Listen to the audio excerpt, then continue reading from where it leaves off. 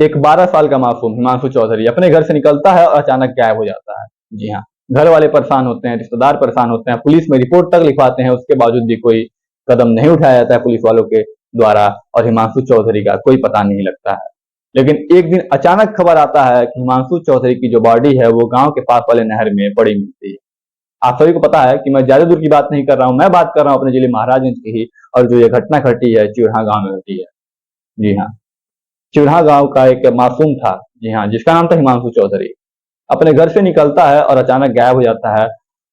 हिमांशु चौधरी का अपहरण कर लिया जाता है वहीं के कुछ लोगों के द्वारा, और इतनी दर्दनाक मौत दी जाती है कि देखने वाली की रूह तक कांप जाती है। लेकिन उसके बावजूद भी जब तक इस घटना को अंजाम अपराधियों के द्वारा दी जाती है, तब तक वह एकदम बेफिक्र होकर शहर में घूमते रहते हैं। जब बॉडी मिलती है हिमांशु चौधरी की और परिजनों के द्वारा हंगामा किया जाता है, रोड तक जाम कर दिया जाता है, तो उसके फलस्वरूप सरकार के द्वारा पुलिस प्रशासन भेजी जाती है और राजनेता आते हैं।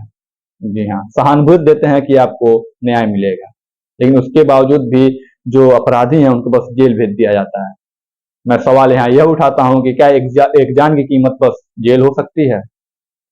चलिए ये सब छोड़िए, मैं आपको बताऊं कि मेरे एक बहुत ही प्रिय गुरु जी हैं जो फेसबुक पे लिखते हैं कि अपने वहां अधिकतर अपराध इसलिए होते हैं कि अपराधी को पता है कि जब तक केस का फरियौता होगा तब तक या तो उसकी उम्र बीत चुकी होगी, या तो जो सामने वाला बंदा है लड़ने वाला वह थक हार के घर बैठ जाएगा।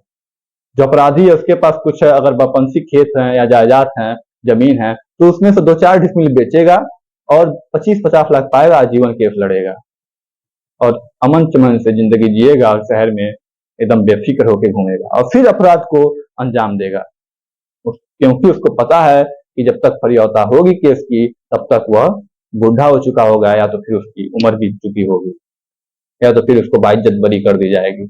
लोग भूल जाएंगे इस चीज को और कोई इस पर दबाव भी नहीं डालेगा। आप सभी का क्या राय है एक बार कमेंट बॉक्स में जरूर बताएं।